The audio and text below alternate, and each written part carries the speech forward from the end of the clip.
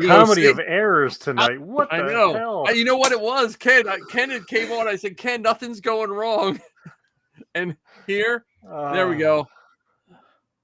There we go. Rural Farm Boy is on, and Rural Farm Boy, it is 100% my fault. I didn't push the right button. So the best way to get a hold of us is, one button. It's a big orange button that says "Go Live" sitting right in front of my face, and I was worried about all the other stuff. So there we go. Rural Farm Boy. The best way to get a hold of me is probably Facebook Messenger. I don't know about these guys, but I can't check it during the day. It's work. But when I get done, I try to, or if I have a lunch break.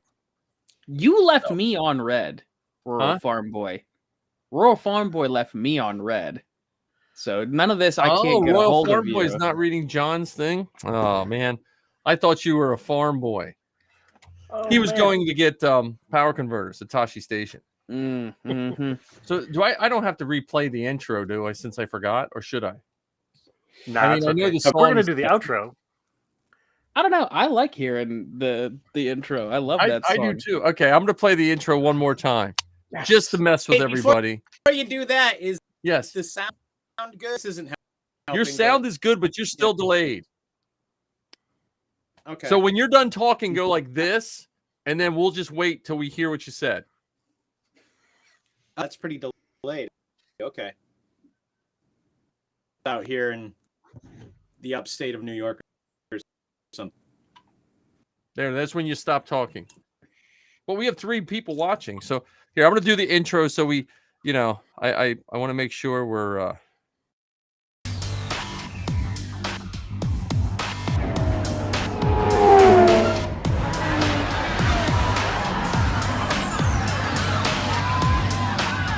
Well, you look the part, but let's see some of your moves.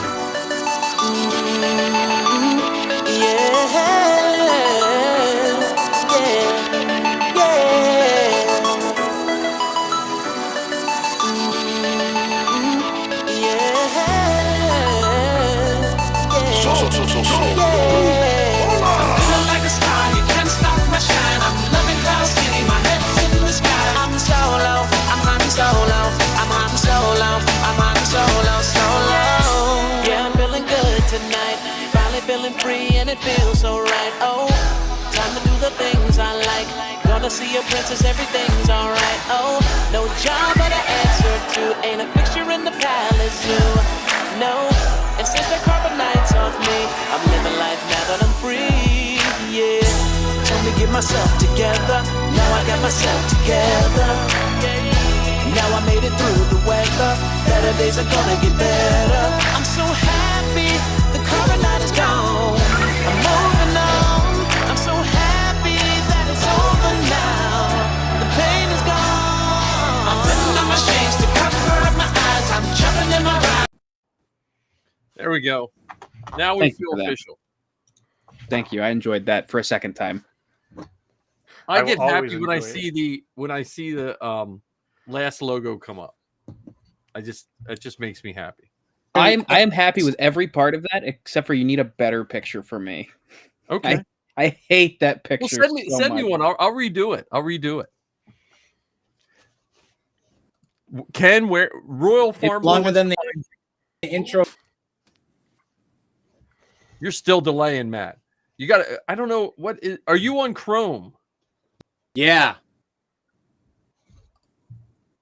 Try no, Safari. That was my. Sorry, I'm out of ideas now. You want me to try Safari? You can try Safari. Yeah, just we can listen. We've riffed for 4 hours before, so yeah, we have plenty of time. Oh, I'll try Chrome. Okay, yeah, because I think this is better on Chrome, unless it isn't. But so welcome everybody. We were going to try to do a desert theme. Desert planet theme one, and everyone knows how well we stick to our themes, so it probably won't matter.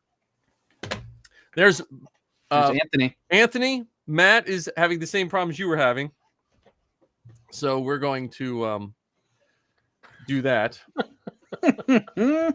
So no, Anthony, were you using Google Chrome or Safari or Internet Explorer? That's what I ask all my teachers. They're like, "Well, this isn't working," and I just ask, I just pick a random browser. So Anthony, I sent your name to Sal Perales because he's a big video game player too, and I said, hey, you should have Anthony on your show sometime. So if you get maybe I don't know if he'll follow through or not, but if you do, I think you guys would have a fun show. Though I think Sal and Ken would be. I think the Star Wars universe would implode with all the information of them exchanging information. It would just start moving faster and faster, and they would implode. So he's someone that I want to sit down with over the course of like a 4-hour lunch, and just see where the conversation goes. Oh, dude, and you know, if we can talk podcasts right now while we're waiting. So you know, I found out about Sal years before I built Sabine. Just listened to him on podcast, and I just liked. Yeah. Well, he does have his own show on StarWars.com where he trains people to use the light side. I forget what that's called. But if you go on StarWars.com, he has a little training thing. There's a giant hand there. Okay. But Sal is one of those people that the podcasting medium is perfect for him.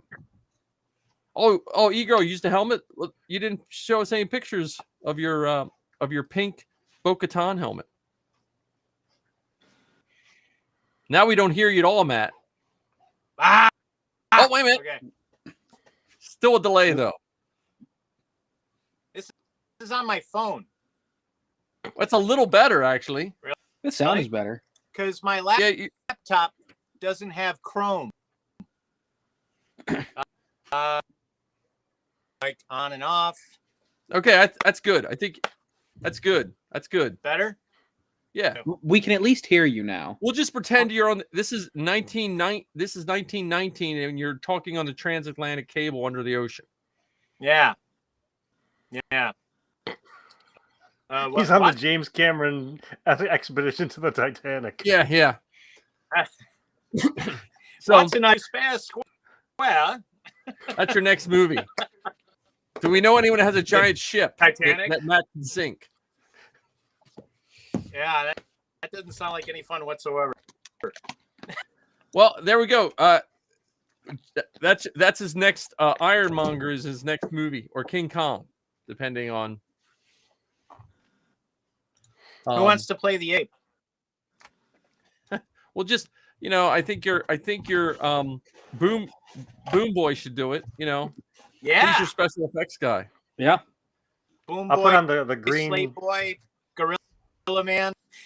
Yeah, but he's upgraded to Gorilla Man, not Gorilla Boy. So that's true. That's true. Or just Gorilla Guy. That's fine. Gorilla Guy, Gorilla Dude. I was promoting Ken this week, so I hope none of my promotion was offensive to you, Ken, by calling you Boom Boy.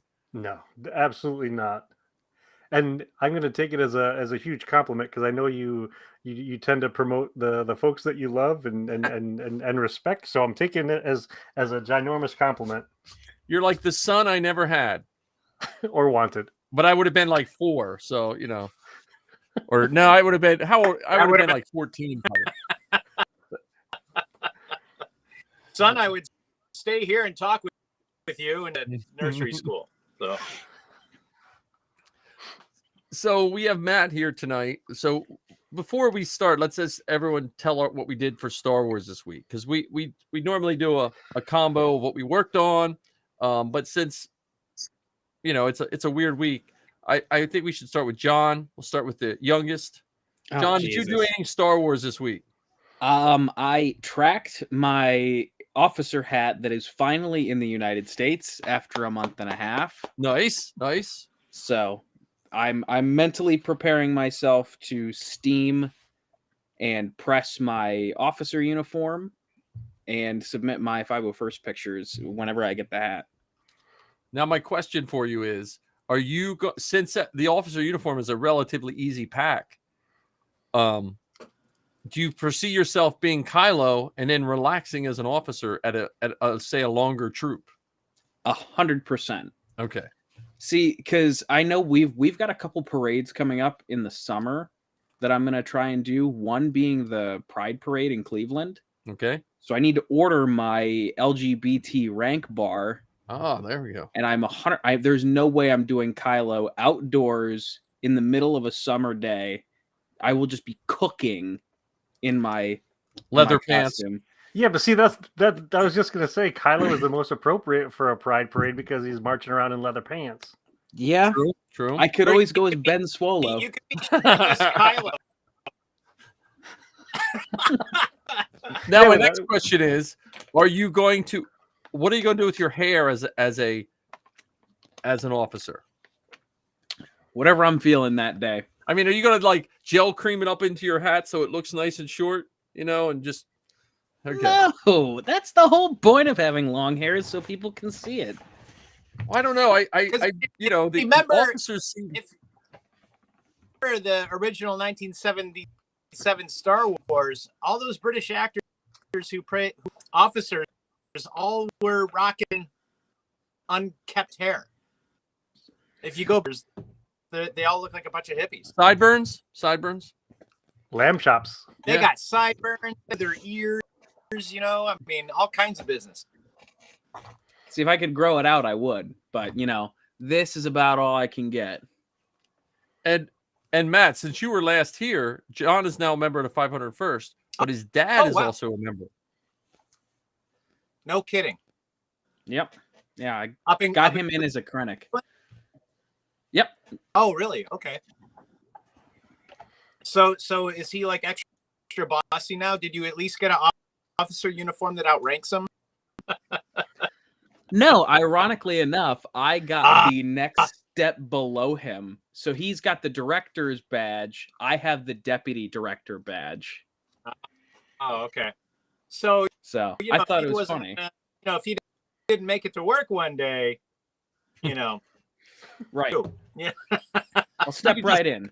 Yeah, just push him off a cliff like what's his name in Bad Batch. Like Rampart did to Wilco. Yeah. Right. Well, I will say, and I'll say this a lot. John's dad is probably the most. He makes me so happy about the 501st. Just hearing him talk. If you want to listen to a good episode, listen to John's episode with his dad about him joining up. That is a remarkable great. episode. Is that a reason? The Beskar Bucket on iTunes or anywhere you find podcasts. Am I correct, John? Okay. That is correct. You have it on But- Amazon? Went at first, and then your dad already in it, and then you hopped in. No, other way around. Yep. Yeah, I joined first Oh. and then convinced him to join. Oh, that's cool. All right, Ken, how about what Star Warsy things have you done this week? So I've been working on some of the research for my next episode of the Rambling Star Wars Fan, and I bought a used book. The reason I bought it used is because I didn't want the author to get any royalties for it. It's actually a book all about why the Last Jedi is so bad. So if that author is listening right now, I apologize, but I support stuff with my wallet, and I didn't want you to get the royalties for me to buy your book directly. And on the Forces Behind Star Wars, we did a special episode where I got to interview Anthony, one of the co-hosts of the show, and not just as a co-host of the show, but as the creative director that he is outside in the real world. So, And that episode surpassed the Georgies for me. oh really? Yes. Because after I thought the Georgies was going to be the best episode you guys ever turned out. And then when I was listening to with you and Anthony, it just brought me back to the passion of any two fans. Like it just made me think of all the people I've met over the years. And when you get that good conversation about what Star Wars has done for you, that whole conversation did that for me. That's my praise to you, gentlemen. And you may not know this story, Matt, but I actually randomly bumped into Anthony in the toy section of Target. And we were looking at the same toys, and we hit off a conversation, and then, you know, things led to us finally having our own podcast together and bringing Mike and John into the fold. So it was fantastic. Well, and the first toys they were looking at were My Little Ponies. Well, yeah, we didn't, you know. It's a Star Wars show. We don't need to mention that part. Well, I have room on my shelf for Rainbow Dash. I was trying to fill that empty spot. What are you doing hanging out at Target in the afternoon? Looking for people to do a podcast with. That's what I'm doing. Well, truth be told, I was actually on a date with my wife, and we were just wandering through the aisles, and of course we're going to stop in the toy section, and we bumped into Anthony, and he introduced us to his wife because they were also out at Target on a random Friday night, and you know, here we are today. Isn't getting old so much cheaper than when you first started dating? Let's just go to Target, dear. So, you know, where all the crazies are at, all the crazy singles. All right, so Matt, what Star Warsy things have you done in the last week? Oh, I don't know. We put out our first trailer for the redo of the Han Solo Chronicles. Hope you guys have seen it. We haven't, and we'll play it here tonight too. Oh, great! Awesome. The YouTube or wherever you find your YouTubes. And I'm gonna be version that our VFX guy did. He's got some different music shots that I haven't seen personally yet, so because every time he sends me shots, you know, that like opening Christmas presents, you know, because you never know what you're gonna get, and it's gonna be awesome. So but yeah, that's pretty Star Warsy this week, right? That's pretty Star Wars, yeah. I had to give back the officer uniform I was borrowing one of our cast members because they had to use it for, you know. I was thinking. Huh? Oh, sorry. I'm queuing up your video and I didn't turn the volume off. Go ahead. I'm sorry. I had to return the officer uniform that I was borrowing from somebody because I was some friends in the Annapolis area, art buddies, and we did a whole bunch of green screen, a lot more characters in episode 2, as far as the battle up top and the battle in the middle. So there's going to be a whole bunch of stuff going on. You know, Strikes Back, where there's a cut every 4 seconds, and they're Endor space to the battle on the ground to the battle inside the Emperor's office. That's basically what that room is. It's just, you know, the Emperor's office space. They decide to you know, tear it up in there because everybody's conference room has a on the edge there just to, you know, keep people nervous. But so I guess so. Just keep working on that and waiting for more goodies from Australia. Cool. Yeah, well, I think, did I try to pitch you my weekend at Sheaves? You know, like when his body falls down the reactor hole, you know, 2 officers find his body and just carry it around like Weekend at Bernie's. Oh. Funny. And they're the ones that are responsible for dipping him in a cloning tank later on, so he can become Supreme Leader Snoke. Corner store. I think they have those at Target cloning tanks. You know, they're seasonal items. LG brand, you know. Low-ranking officers trying to got to drag that guy around. Oh, what are those guys doing hanging out with the, you know? So, in his beachfront house. I got to work on a better elevator pitch for that movie. Maybe I'll get it made, you know, one of these days. It's still funny. Oh yeah. So Anthony tells us what he did. Anthony got his tickets for Celebration London. Oh, cool.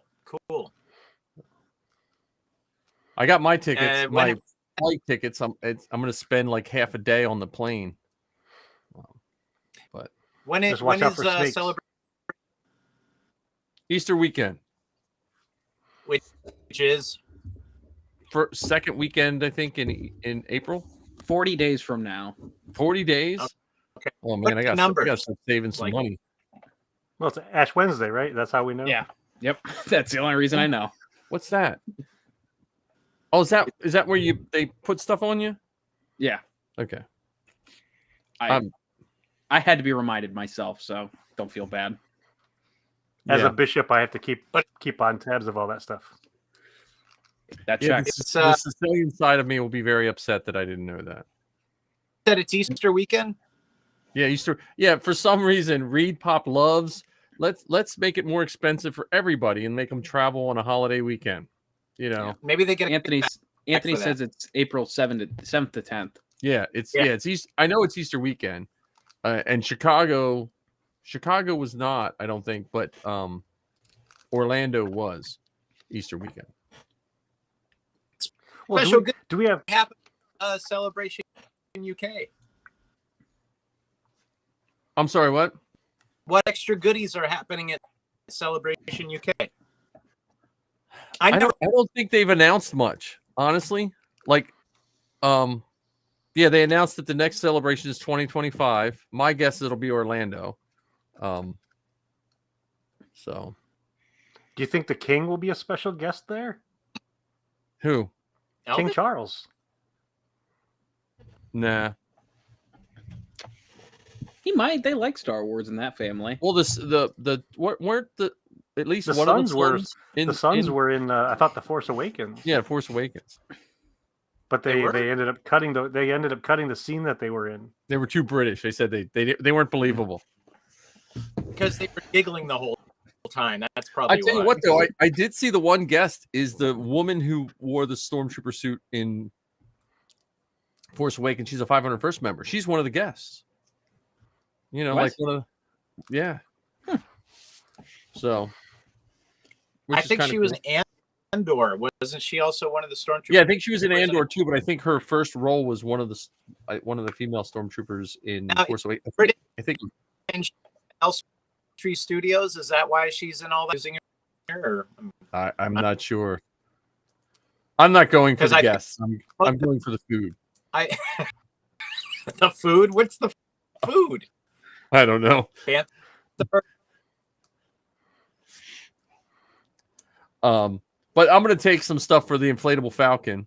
I'm figuring on again. I think I'm going to put one of those RF chips or whatever they're called on something like on my badge or something, so I can just have someone hold their phone up and send them to all the different things. And we'll see. So have you actually saved enough money yet to buy an inflatable Falcon? Dollars? I can't even. I don't think we can afford the sandbags at the moment. Well, it is on sale now. I mean, it has Don't come hold it down. Yeah, it's only $8,500 now. Yeah. I mean, I think that could be a film expense for after filming the next Han Solo Chronicles. We could then all go play in the Inflatable Falcon. Well, when Lucasfilm goes, we love what you've done. What could you do with some money? And then we'll get your inflatable Falcon. And Can you imagine we'll your use it at VFX the guy? end. You keep it at the end. Can you imagine your VFX guy if you sent him a video with the big inflatable one behind? He would probably think you're insane. Yeah, probably. He already. Well, speaking of which, should we show the trailer? Yes, let's show the trailer. Let me show the try to world do the trailer the other way so we can talk if we need to. Okay. We'll see here. The other Share this way? screen. Share this screen. Hang on. I got this screen 2.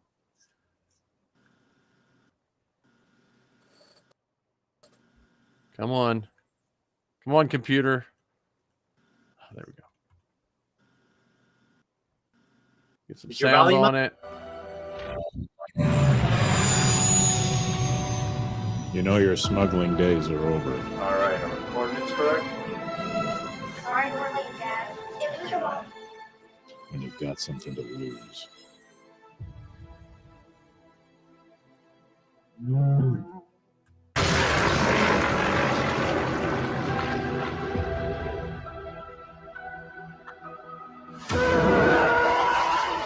not fail me. We cannot have Captain Solo and his spawn escape.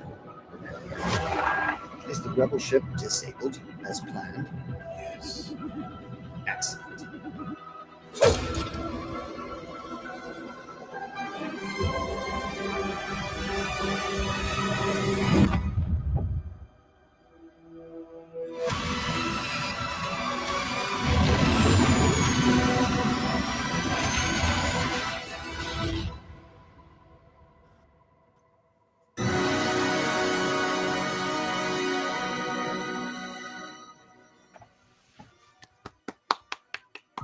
Yay! Wonderful. He's good. It's a little wonky on things, but you know, I guess. What happens when the prostate enlarges? Oh, hang on. We got to hear about a prostate. You have a prostate commercial right after the Falcon. That's not part of it. For legal reasons, the Inflatable Falcon must announce that we are not in any way, shape, or form affiliated with the following commercial. Sorry, I just had to get that legal clarification out there. But if you buy a free discount for no. They're not a sponsor of this show. Yeah. So do you guys have any thoughts? I'm open. Oh man. Well, I'm unemployed as of the 1st, so I mean we can get this. I mean, if we want to increase the shoot days, I'm available. Well, we hope to see you on. That's not in stone yet. I still got to get approval from the town. I talked to them last week, and they're going to get back to me. Yeah, you got to get that in stone like in a week or so because yeah. But the only thing they got to do is give us the pavilion and a porta potty and road access. So and also the plan to get the pickup shots that we need on the hill, and maybe 2 small things. Hopefully my hair will cooperate, because that's been and also want to set up a green screen so we can get sand people, so we could get weird bounty hunters or anything, or some extra mercs, or basically people we don't know, because the hill's all stormtroopers and officers, but maybe we could at least get and stuff like that, so we could populate the streets of Tatooine in episode 1. And also we're going to need them for the Republic base in episode 2. Only get that location at the Foundry in Pennsylvania, hopefully. So yeah, we still got lots to do, but it's really coming together. And episode 2 keeps on getting longer and longer. So there's a lot going on. Well, that's good. Yeah, like I said, if we get that date set. Yeah. And anyone watching this that's in the central PA area that has a costume, get a hold of me on Facebook and I'll add you to the group. And it seems like tonight we have more viewers than ever before. This is awesome. I mean, Anthony's commenting, Kevin's commenting, Heather's commenting. How cool is that? Yeah. And she's even in the same house. It's coming from inside the house. They're coming out of the goddamn walls. Watch your back, man. I know Ken would appreciate that one. You betcha. Yeah, I mean, I should reach out to the droid builders. The droid builders are a little tough, though, because taking a droid out on that sand. I know when we I have 162 subscribers. I got to work on that. My YouTube game is very, very bad. Oh, you only have 162, while I have 181. I know, that's what I'm saying. Like my YouTube. I neglected YouTube for years because for years, Lizzie's camera never worked on her computer. So it was too much work to go to a video podcast. So we just were like, we'll worry about it later. and here later it is. So,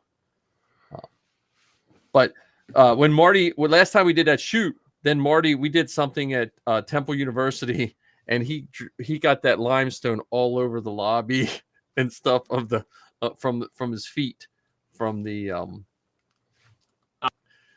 from the cliffs. So that was pretty funny.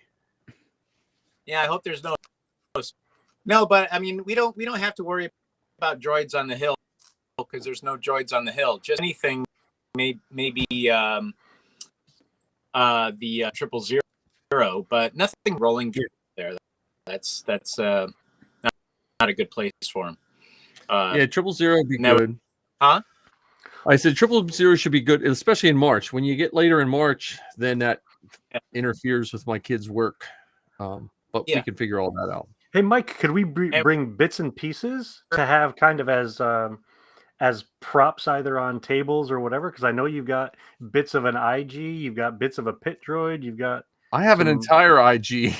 I just need to put together. It's one of those, Ken. It's that one thing I keep forgetting that I have it until I see it in the box. I'm like, oh crap, I got to do that.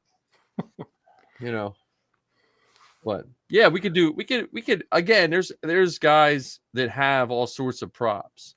Can set up. You could especially if we do the Rebel shoot, it's closer to a gentleman I know that does a lot of the prop work for Karita, Andrew Gilbert, and he has a whole trailer load of just props, like just So and I'll make sure I share all the information, the dates and stuff with the Pennsylvania Mando Merc, so we could get a bunch of them on hand. Perhaps I'll check to see if they have other events going on that. Again, their setup for cons is almost movie background-esque because they have the tent with the what is that, sensor array? Yeah, the sensor. Plus, they have just all sorts of different weaponry that they have and so on. Yeah. Yeah. And I could ask someone about borrowing a Jar Jar and Carbonite if you'd be interested in something like that. Yeah. You never know. Just as a background piece. Yeah. I would see people walking behind the camera. If we ever get the Republic bar to happen, I want to call it Rebel Base, but it's not a Rebel Base. But at the Republic base, it would be great to have the Jar Jar and Carbonite. Well, you can call it 79s now, thanks to the Bad Batch, if you want it to be a clone bar. That's true. What was the bar in the Clone Wars that had, or in Rebels, I think, that had the gunship on top? Ooh, I'll have to check that out. Remember that? What were you saying, John? I was going to say I would invite the Ohio Garrison. However, Fan Expo Cleveland is that weekend. So trying to convince them to skip out on a con. Well, so that brings us to our next somewhat topic of promoting this movie with panels and such at cons. Yeah. And like I had talked to Matt on the phone, and it's all run it by you guys because you are in different groups and different locations. But I said library events might be one of those things that we can piggyback a screener and a panel at a library with our members. Just a thought. Not a bad idea.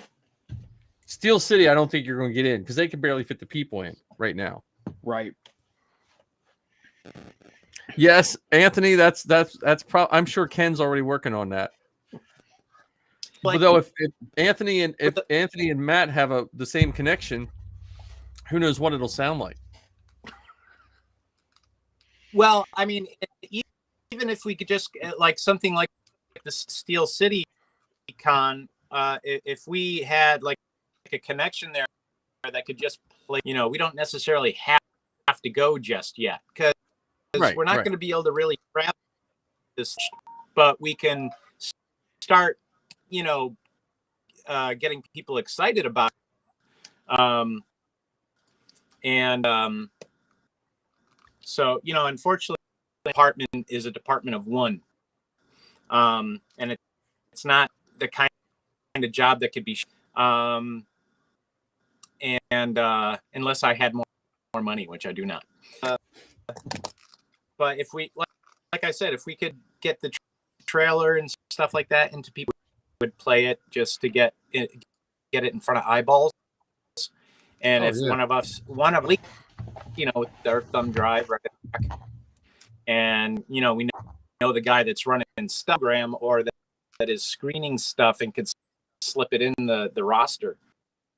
And if at least one of us is there, we could talk about it if they want us to talk about it. It's enough, I'll go, but it's not necessarily. I was also thinking Imperial credits. If I could 3D print a QR code, we could 3D print Imperial credits where you flip it over and you have a QR code on it. Look at you with the big brain mic there. That's sick. Look at the big brain on Brad. You 3D print an Imperial credit in like a light yellow or a white, and then the last fraction of the print, you pause your printer and load black filament in. So then it just prints the raised part in black. Or can you just have the with even just a sticker or something on the back with a QR code? Yeah, you could do that too. But I was just thinking of something unique that, because if you do a credit, they'll keep that in their goodie bag from a con. Yeah. It's also a USB drive. Yeah. That has a trailer in it. Right, but I'm saying like you want something at cons that people can access with their phone. Yeah. Right? So you can't access a USB drive with your phone. And you want them to have something to carry to remember. Like I just went through all the stuff we got at Celebration. Like people just hand you stuff, pins and all kind. And it's just like that memory of something. Like it's a tchotchke or a swag. Or even you could wear it around your neck like a necklace or something, Yeah. Like a little pass. Like people dice. How about with the dice, Or dog tags, because dice. They'd be called Wookiee tags. Wookiee tags. What? Call them massive. What? They're massive tags. Yes.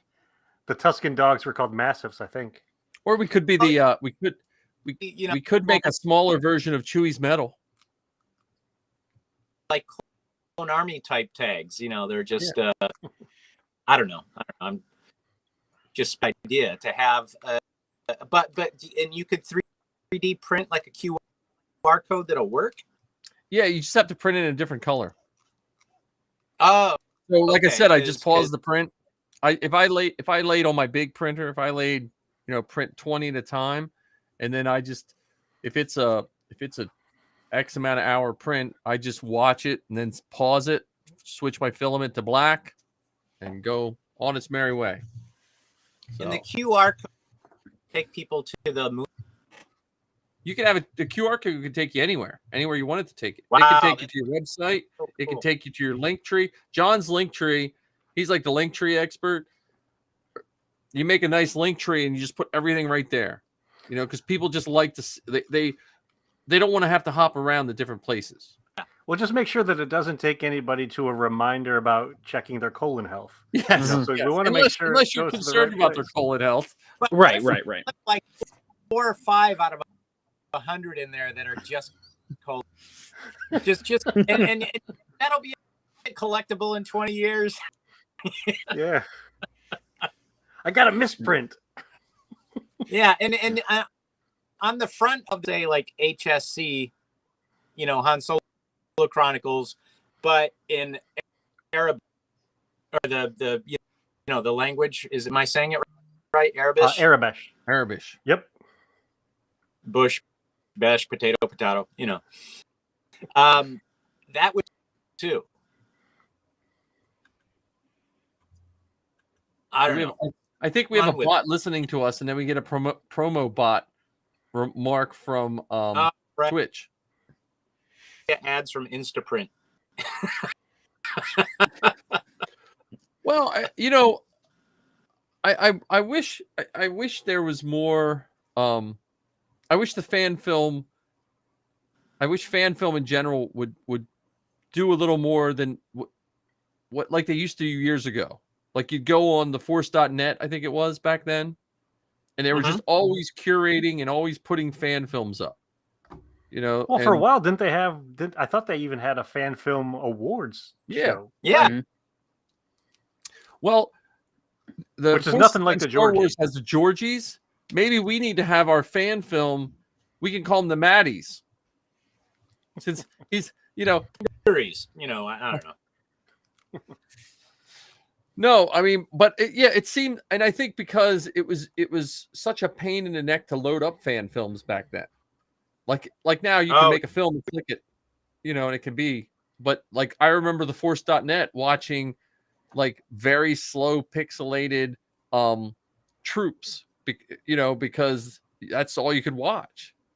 Yeah, in the first experience that I fan films was 2006 with Shane Felix's pitching Lucas, where executives were pitching George Lucas bad Star Wars themed ideas based on 1970s TV shows like Chips and Charlie's Angels, and like they were just rehashes, but they had Star Wars characters in them. So, but did anybody pitch Weekend at Bernie's? Come on, that's gold. That's gold, Jerry. That's gold. Emperor Bernie's. Wait. Sheev. His first name is Sheev. It's Weekend at Sheev's. We can make it canon.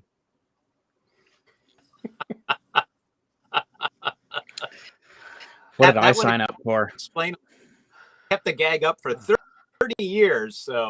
Well, or like you could do something like My Helping Hand, and it's a janitor that finds Luke's hand. And it still has the Force, so it's like Thing, Thing, like, or what's his name from the Addams Family? Wednesday? Yeah, Thing. Yeah, the hand. Yeah, you could have Three's Company where you have like 2 Tuscans and a Jawa. Come on, that's not funny. The episode. The script writes itself. Yeah, right. It sounds just like that, John, because there's no English. John's like, okay, how can I get out of this? Oh, God, it's like, all right, bide my time. We got 45 minutes. I still think The Office, like an Office type television show, but it takes place in the Death Star, and it's just in one room of the Death Star. Come on, isn't that what whole Kylo Ren, Matt the radar technician thing? Yeah, it's similar to that. Well, that was the undercover boss, I think. That was the undercover boss, but I'm totally thinking different. Office, Mike, did I ever tell you that my dad pitched me that exact same idea like 6 months after you first brought it up? See, we're that's because we're the same age. Yeah, we're both going senile at the same time. Well, John. You could be the main character of a show, My Two Dads, and it could be Mike and your dad, a stormtrooper and Krennic, stormtrooper and an officer. Well, one of them have a drinking problem, so and it'll be John that has the drinking problem, right? Here's an idea. So maybe on the shoot, we could double you as a officer. Who, me? Yeah. Yeah. I mean, it's an ISB uniform. Does that still count? It's the white tunic. Well, it can't be any. So it's not like, basic officer strikes back, that kind of thing. Sorry, one more time. I missed half of that. Am I still delayed or something? Or okay. Little bit. Okay. Is so it's not just the black, gray, green type officer uniform? No, it's the white ones, like Admiral Yularen wore in A New Andor? Hope, and Andor. kinda- They were popularized in Andor. It's kind of cream colored. White. It's white. Yeah, cream white. In the original trilogy, they were more of a cream. In the newer canon, they're white. So what type of officer wears that uniform? I'm just curious. The ISB, the Imperial Security Bureau. Oh, yeah, the ISB. I'm between Andor original trilogy, so okay. That's interesting. They still look cream colored on the show, but that might be entirely interesting because puts you there after after everyone's dead.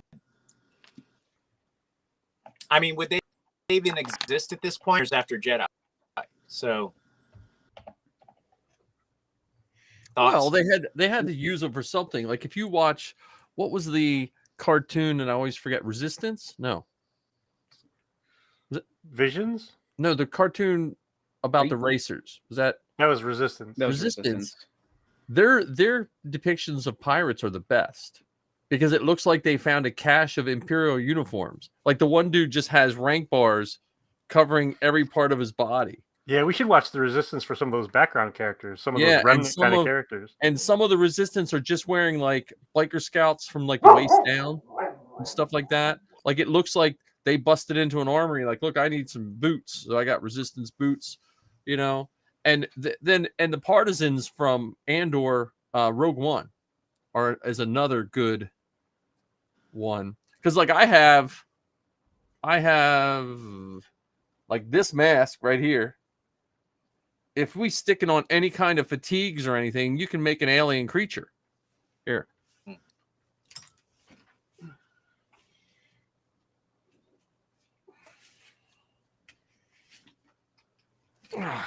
Did you appease the Wookiee, Ken? That's a Godel, right? He's missing his ears. Sorry. Got him. What? Close. Can we throw some goggles on him or something? We can make him look like a rebel. The only downside is you can't see out of that mask. They're glass eyes. Worst case scenario, bring it so we could, use it for the green screen stuff. Yeah. Could have him sitting at a table or standing, and at least we got him on film. Find a place for him. We could just drop him in. Yeah. Yeah. Plus, not to mention since we picked the end of March this time, we're not going to run into daylight savings where it's dark by 5 o'clock. So it's true too. You have a very long golden hour. But will it be warm enough for short shorts? Ken, you just got to get a flesh-colored bodysuit. Say that again. Ken been at Target looking for pink shorts. Oh no, I don't have to look for them. I have them. I own a pair. Do they say boom across the back? Across the back? Boom, boom. I mean, yeah. as it should be. Yeah, and left clapper and right. in the front. Boom in the back, clapper in the front. And I assume he's wearing Converse sneakers and tidy whiteies. I mean, so here, those are some short. Anthony said we need a call-in number. I wonder if that's possible for this. I mean, I guess you could call my phone and I could just put you on speaker. Oh God, think of the audio quality, Mike. You're the podcast producer here. If you would see how me and Zoe podcast at the beginning, I'm surprised we kept going. In the wise words of Patrick Starr, we have technology. It is limited by the slowest. It is limited by the slowest one. I think so. To kind of bring it somewhat around for the podcast, I think I do have turned on where people can leave us voice messages. Through Spotify? In the Anchor, you can turn it on and they can leave. Now, no one's leaving us voice messages, but we are at least getting a bot from Twitch about offering promotions. You could do like a call. Huh? You could do like a call-in show. Yeah, yeah. Well, I'm still working on our comedy hour. We're going to do a Star Wars comedy hour. So we're going to do stand-up every week.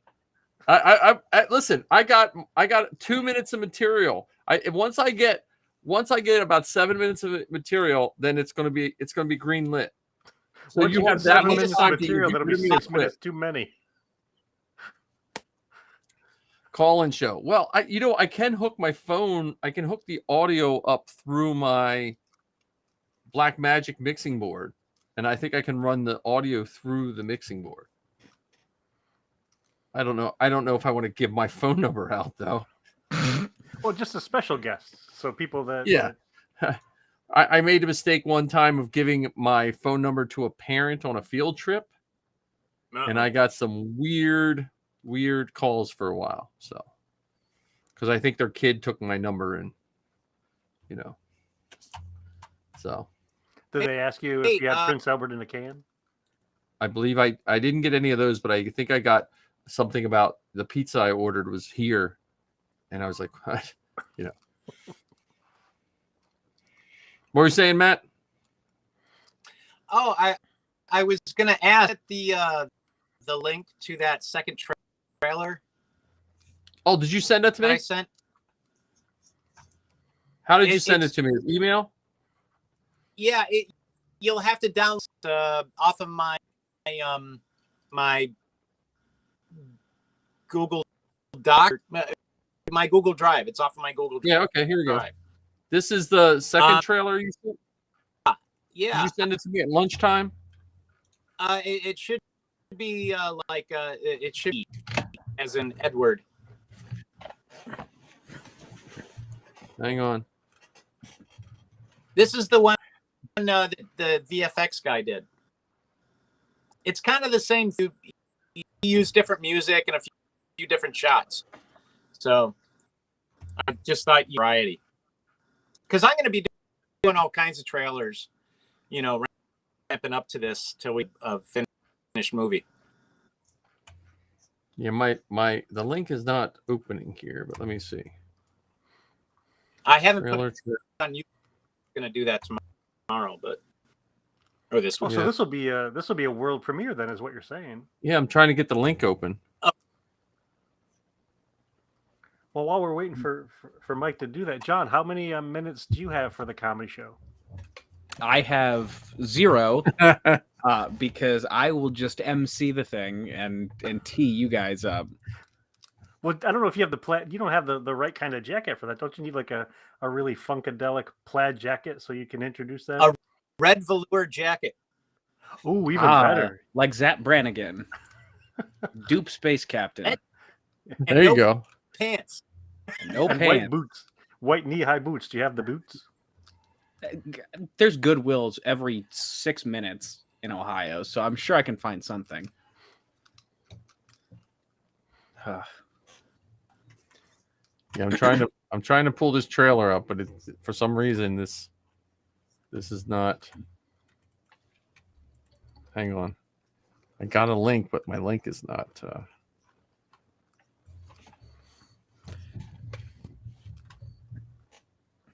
I think I sent it to Ken, maybe. Oh, hang on. I got something.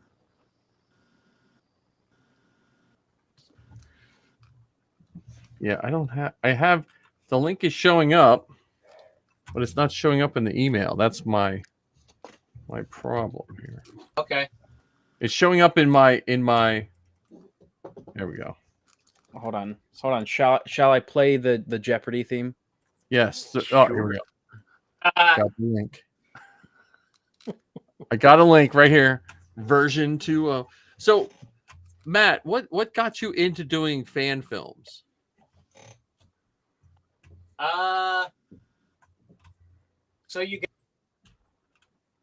I'll answer in a sec, but do you have it? I got it. I got it queued up. I don't know how well it's going to play. I got it queued up in Google Drive. So we'll see. Yeah. All right. What got me into fan films? honestly, I around 2008, idea for a Blade Runner sequel running around in my head, and then I started slightly imitating voice, and I didn't realize I could do it, and it just kind of came out, you know, reworking scenes in my head of what he would say in this plot that kept my brain. And so several people that were like, you should just freaking make it, you know, you should totally shoot that, you know. But DSLR cameras hadn't really been invented yet, you know. Video cameras were, and you needed a ton of light to make a picture. They didn't, you couldn't, you know, it had to be really bright outside to shoot at night. I sat around on the idea for a couple of years, and then I was working in the Building 7, the new Building 7 at the Empire World Trade Center. And right outside the window is that pyramid-shaped the Bank of America building. And with the sun setting behind, like, you know, what's where they make the robots? Trent? I can't remember. Anyway, it looked like the dude's office. You know, the scene where he meets, looked just like it. You know, so I grabbed a video camera on this gig and just got a couple of test shots for fun, you know. And then a couple of years later, the 5D came out. The Canon 5D had it on loan and loaned it to me. And we're like, well, let's run around Times Square for 5 minutes in my raincoat and stuff, or you know, just screwing around to see what it looked like, you know. I understand at the time that I looked like Harrison Ford a little bit, you know, myself a certain way, you know, because it's all in the mannerisms. I don't really look like on the voice and move real slow like he does. It just comes out, you know. So I started making a Blade Runner fan film around 2011, 2012, and just getting scenes done, and wrote maybe 15 pages of story of what happened 10 years the original Blade Runner. And there was nothing in the Hollywood trades or anything about a new one come. Not even rumors. So I started making this, borrowing some friends' apartments, filling it up with a smoke machine, you know, putting in lights, someone prop gun. A guy that I knew in Queens who was a prop guy, and we just, I just grabbed a bunch of people and some fellow actress friend that I knew, who's a director in her own right, kind of embodied young middle 35-year-old sister who's a makeup artist, did her makeup the day before we shot, and she looked a lot like Sean Yows and everything like that. So it just kind of all came together. It was weird. And then I put a couple of clips in a trailer on YouTube, and Warner Brothers, you know, and said, "This is awesome. People think you're us, so you need to shut this." So, talk about a compliment. Yeah, that's a good compliment. Well, the thing is that I you know, I would have loved, but the lawyer was kind of like, look, here's the deal. They're paying some writer $5 million to come up with a new idea.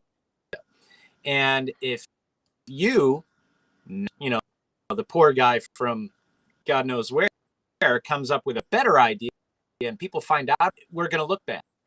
So if you don't shut the hell up and you know, thing, we're going to get very, very pissed off. So, and I'm like, can I come work on the movie ideas? And they were like, oh, we'll take your ideas. Yeah. Yeah. Worried about that. But we don't want you. Yeah. I mean, it turns out they were just feeling me out to see if at the time I was just way too busy to fight to start an argument with them. So I let it go. But in hindsight, I should have finished it, you know. But we are using the title characters' names in so many scenes, all kinds of stuff, and just did a detective story, you know, which would have been fine and great. They let me keep it all on the internet because they weren't really worried about me. They just wanted to see if, you know, because here I made this thing that they thought looked, and they were getting ready to dump $100 million into a movie that they weren't going to tell anyone about. They didn't engage the fans at all. You know, they had maybe 5 hard world, and they ignored them, you know, thinking that the general public was waiting for Blade. No one knew what it was about, nor did they care. You know, I don't care, you know, but there were like 5 million people, including myself, you know, what'd you guys come up with, or how can I be involved, or why don't you, as opposed to the hush, hush, quiet, you know, campaign, we can't tell anybody. So everyone that anyway, long story short, that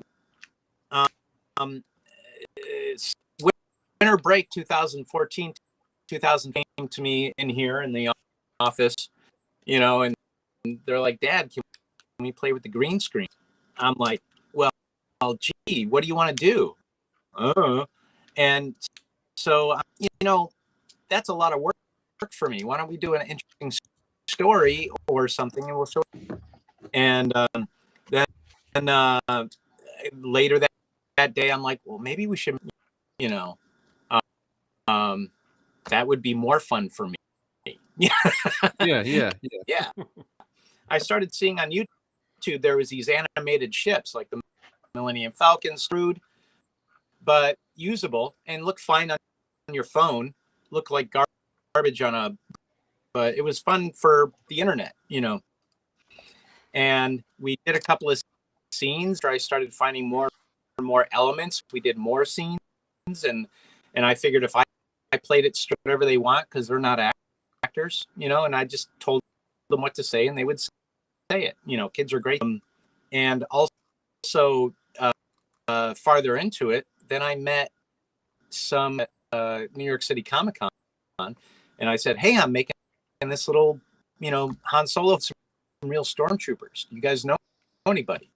And they're like, yeah, sure. And we're Mandos. They're, you know, they were different Mandos. I didn't know they were Mandos beyond Boba Fett. I didn't know that was a thing. They're loading a R2-D2, a life-size R2-D2, which I've never seen before, into their van because they, and you know, the first time you see an R2.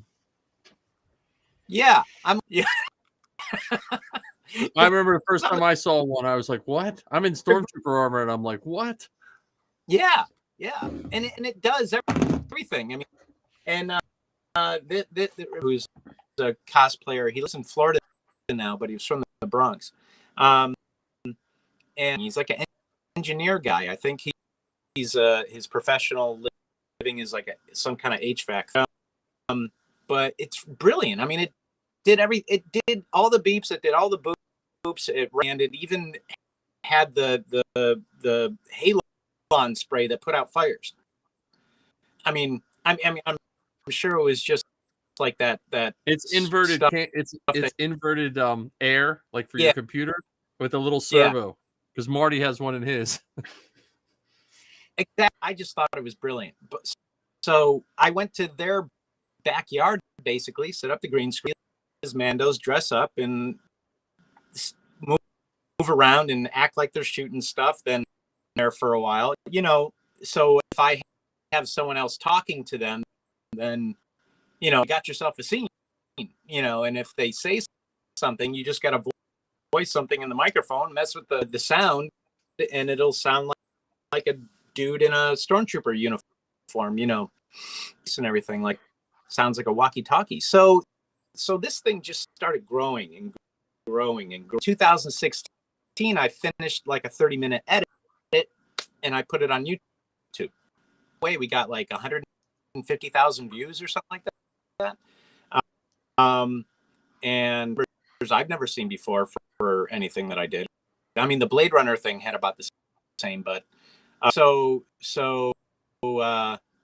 I started getting all this interest, and told me and said, "I love your story. Your story's great, but your special effects are poop." You know, and I'm like, I know, nothing like because you know, guns and everything we made from stuff around the house. You know, like with squirt guns and flashlight parts, and you know, extra belts that didn't fit me anymore, and drill holsters. Was the gun going to have some brown leather drill holsters that were 20 years old? So, you know, I just slapped some snot on it, and there you go. It looks great on camera. You know, original. They didn't really have a plan. You know, the reason you have a dot or a doodad on your stormtrooper, art director said, you know, this looks really cool if we put that sticker right there. What's it do? Who gives? It looks cool, right? Yeah, the Sandtrooper armor wasn't finished, so you're missing painted lines, and your ab plate's different. You know. Yeah, so. Yeah. And in the scene where they're talking to the land speeder, you could see like Trooper's shoulder holding his shoulder on. Yep. Or it's black tape because it's shiny. You know. Yeah. But you didn't notice it because you're watching it awesome.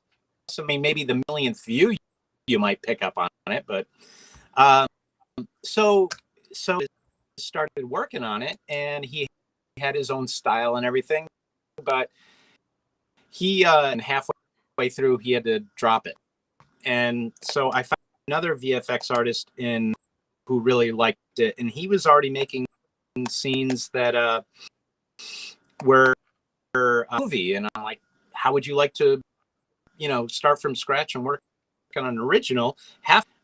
You know, there's not that much more to do, and he's like, no, I half of it. I want to do the whole thing. You know, so you know, that's like going and saying, hey, this Renoir guy made this painting for me, but he didn't finish it. Could you finish it? No. You know, you can't, because you know, these guys are artists, and you could really see the difference. I didn't get it at the time, but you know, the guy had a really different style that was a little bit more fantastical and slightly cartoony style. He's using Blender and a few other things, and it's extremely the original movie, you know. Cool. To me, you know, and it's right, and it looks heavy, and you know, like how they shot the models back in the days. So can I ask you a silly question based on all that? Yeah. Only How silly much question. fun do you have when you make it? How much fun do you have either writing out the lines of dialogue, building the props, or being there on set with all those folks around you? Well, I'm thank God for you guys, because being on set was scary as hell, but and then standing there next to a 7.5 foot Chewbacca and C-3PO's, you know, panels falling apart in the middle of a shot, kind of hit me, you know, like, this is what George Lucas went through, you know, like, holy cow, we're doing this thing, and there's a freaking Wookiee standing right, just towering over me, and I gotta come up with what we're gonna do next, you know. It's super exciting, and the great thing is that, you know, all you guys that with this thing, A, you love it, and B, you were, you know, I could just see it on your faces, so that made it easy for me, you know. So as long as we're all having fun and no one's, you know, having a power trip or an ego problem, who, you know, because that's when the fun stuff stops being fun, is when, you know, someone and decides everyone needs to know about it. You gotta watch that boomer though. Boom boy was getting a little antsy with that microphone. Where you gotta always trying to get all the watch sounds, what you man. say about it. It's floating right there. No, but it was so great to just be able to meet all day. We didn't really know each other. I mean, I didn't know you, you know, and then guys like John coming all the way from freaking Cleveland, to didn't know about that. That was stuff that I found out like after the fact, like, hey, you know, some of these guys came in, like, you know, so that makes it more fun for me, because everybody that's there is having a hoot, and that's why I'm always like, we're in the middle of this. If you want to see something that you don't think we've gotten yet, let's do it. That makes sense and goes with the story. So, but I mean, time for me, you know, and also getting into the editing room and seeing the results, having a guy as far as away as Australia, Jim, thank you, you know, sending us footage of his, you know, here to, you know, way over here, and plus having warm bodies running around some CGI business, you know, like the fake troopers that you could get online and stuff, real thing, and just having all that come together, that movies, you talk about magic. Movies are magic. Wizards. We're not Harry Potter, but we can make a movie about that, and you believe that's a thing, you know, or at least have you check out of your, let you be in that space with us of, yeah, Harry Potter witchcraft school. Okay, fine, you know, I'll buy that, you know. And now you got people that Harry Potter cons, and, you know, or Star Wars, story about a, you know, idiots running around trying to kill each other a long time ago on a galaxy far away, and we're in for what, 43 years now. I mean, yeah, you can't beat that. 46. I'm not a mathematician, so but just being allowed to play in that sandbox, you know, I got to really give it to George or whatever idea, and it was cheaper just to let him do it, you know, as long as we don't, you know, or make it obscene. He's like, yeah, go nuts. Yeah. You got to give it to him. I mean, no George, no Star Wars. Right. Well, I was just looking up while you were talking, just to make you realize how much time has went by. You did the episode of Zoe's show in 2018, May of 2018. Oh, so yeah. And I mean, think about it. And that, you know, post-18, all of a sudden I started doing these podcasts, and people like yourself, people that way. And, you know, you just never know where this stuff, find people that are, you know, nuts about this stuff. And like I said, the first day that we were meeting up, that was going to happen. I didn't know if anyone was going to show up necessarily, you know.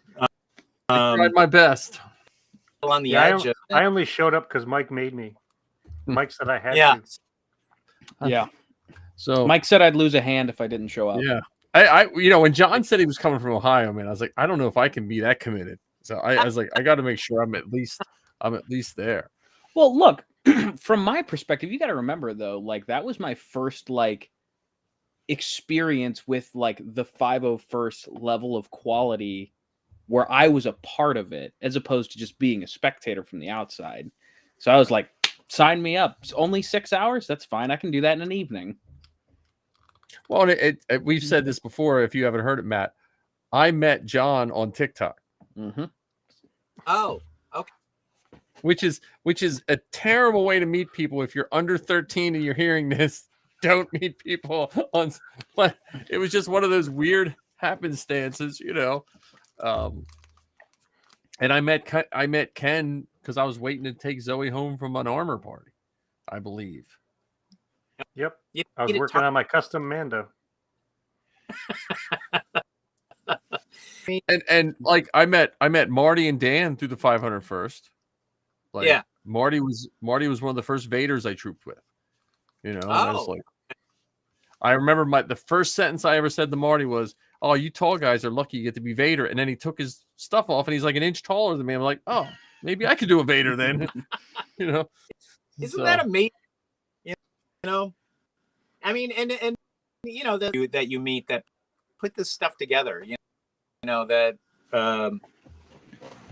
you know between you know. I mean, I'm not a tech dude. You know, I mean, yeah, I know how to run a computer but you know, I'm not opening up a 3D printer anytime soon. You know, I'll help you with that. We got two of us. John and I can help you with that. Yeah, you're missing out. You're missing out, but it is an addiction, I will say. Because you look at everything and you're like, I think I could print that. Shut I up. have a lazy streak, so you know, if stuff just makes itself once you set it up, that might be something. It's guitar. I don't know. Let's watch the trailer and then we'll yap some more. The world premiere trailer, correct? World premiere of trailer number 2, right? If it works, because I'm doing it off of Google Drive. All right.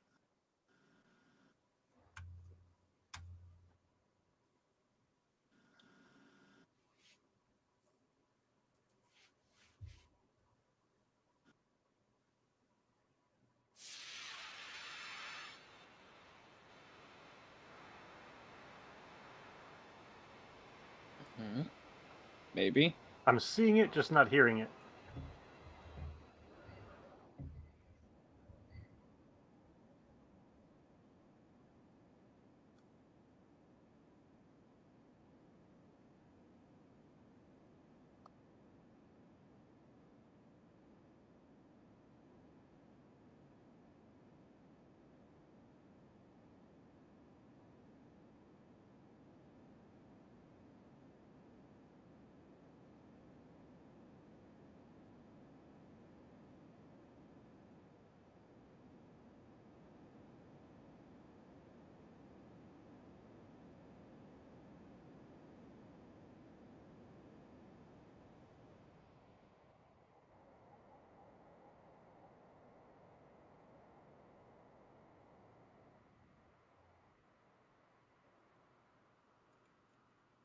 The world premiere. Where'd Matt go? Uh-oh. I don't know. Did you hear it, John? Because I couldn't hear it. Yeah, I didn't hear it. You didn't have any sound? No, it looked fantastic though. It's E or E, not F. What? The video you wanted to play was trailer E. Oh, well. And we had the world premiere ruined by me because I showed the wrong thing. Can you play it from your desktop? That's what I'm on. It's on my desktop. I gotta see, but I only have version F. Oh, E. Come on, Steve Harvey, let's get it together. That's the. Let me check. Remember when we said everything's going so smoothly? Yeah, F is the one you sent me, Matt. I thought I sent you both of them. Hang on. Well, let me check. No, it says I got 2 other emails. Let me check here. Let me see. Let me check another one. Trailer 1. That's trailer 1.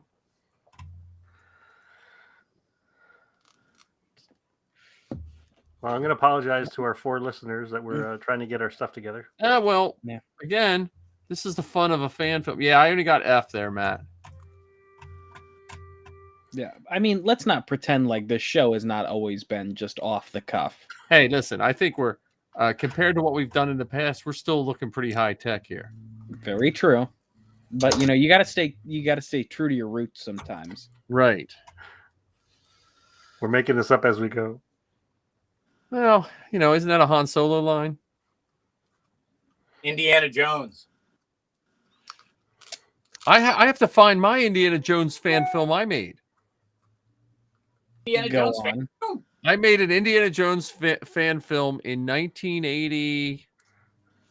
Wait a minute. How are we a Hold year on. into this show and you never told us about it? Hold on. Wait a goddamn minute. What? I wasn't in it. I was the director. Was your cousin in it? No, it was a friend. His name's Don Greg Johnson? Coball, and we called it was my Indiana Jones fan film / parody of him hunting for. So have you guys ever heard of warbles? Warbles? Warbles? Is that like a Marfalump? Like if you go hunting for rabbits, you can't hunt rabbits till the first frost because they have warbles. I don't even know if that's true. That's just what they used to tell us. Okay, Mike, I just sent you the link. Okay. So Warbles sounds like something you need a Indiana vaccine Jones for. searching for the cure to warbles. I will have to find that. It's not, the whole movie is less than 5 minutes long because I filmed it on a Super 8mm camera, no sound, Nice. and I left my lens cap on for the one scene. So it literally has 2 scenes in it. That's it. So this is what his scene looks like? Huh? Pretty much. Is this a scene from your movie? No. My movie, I gotta find it. It's on 8mm film. I gotta find it somewhere. I'm looking at Matt's Solo Chronicle. This just says fan film. This is the one on YouTube you just sent me. Yeah, I just sent you another one just now. It says trailer 1. Look below that. It should. It says fan film trailer 1 loaded up 6 days ago. There's not one. Hang on. But yeah, that's my film, guys. So I gotta find the Oh, here, I got another one. Let me see, Matt. See what this one is. Oh, here we go. I got E. I got it. And just all right, here we go. If there's no sound, John, you and I are going to lip sync it. We're gonna loop it. All right, let me see if I got the sound turned on. Did you hear they're phasing out the T-16s? Hear that? Nope. No sound? Nope. Are you able to download it and then just play it through whatever your default? Let me try that. I'm gonna download it anyway. If I get a virus. Yeah, but all right, let me turn that off while we do that.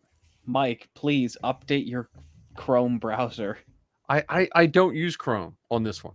This computer, I don't think I can update my Chrome But aren't browser. you using it now? Huh? No, I only use it for when we're monitoring Facebook on this. I use Chrome on this all the time. But that means you use it. I'm confused now. No, I use Chrome on this machine. This machine is Chrome. Okay. It has Safari on it. That's Chrome. You're in Chrome. Oh, yeah, I don't know. I don't know why it's not downloading. No, he's confused. I'm confused. Oh, I don't know. I run 6 different computers in this house, right? So I forget which computer I'm on. Oh, it's not like Dustin Crops, boy. I know. No, I feel like everything I have is like the Millennium Falcon. It's kind of working when it needs to, but most of the time it's just causing me a headache. It has it where it counts.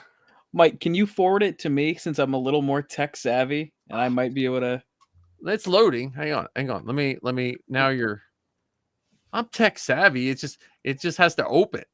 It's just. I do air quotes. well, I'm gonna. There we go. Get another. Oh, I see. Wait a minute. Here we go. Got my QuickTime open. Is that a Van Halen guitar?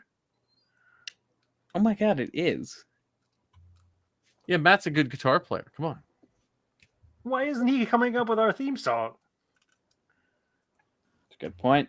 That is a great point.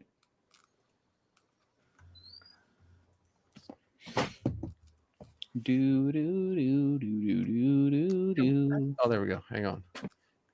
I think part of it is I have 2 monitors hooked up, and my one monitor does not play nice with this monitor. I love how you say 2 monitors, like Yeah. you're not using 2 Macs. Which... No, I'm using 1 Mac. Oh, I thought you had 2 Macs. I have 2 Macs. The other one's plugged in. I can't see the screen. And I actually have a third one over here. That the new one I'm trying to get, but I'm having a kernel panic issue. And it sounds like a. Did you talk to Orville Redenbacher about that? No, it's it's more of just a headache. Let me see. Tell me if you hear this. No. Negative ghost right. Hear Oh, that? there we go. Oh, there. I heard. Now we hear it, but we don't see it. Okay, You know your smuggling days are over. It's just Loud. all queued Oh, up. yeah, it's there. It's there. We You ready? Yeah, we definitely heard that one. got to get my All right. THX speakers all set up.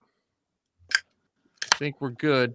I don't think it's going to full screen for this because it's a wider. This screen is not. So let's try this world premiere again. World premiere again.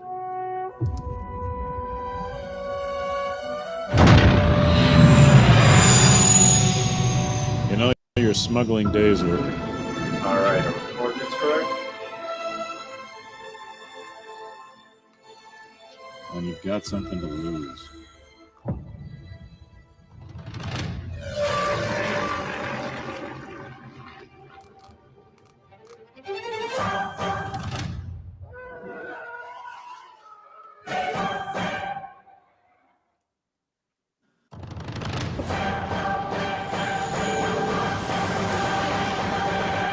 Oh, I like that ship.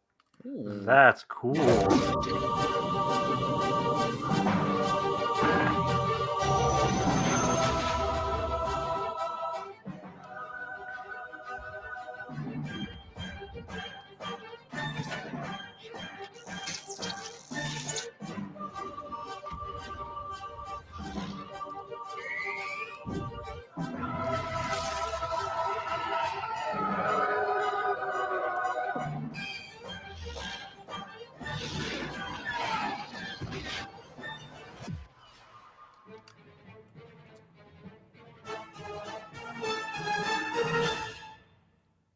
Man, that trailer kicked it up a notch or two. That was awesome.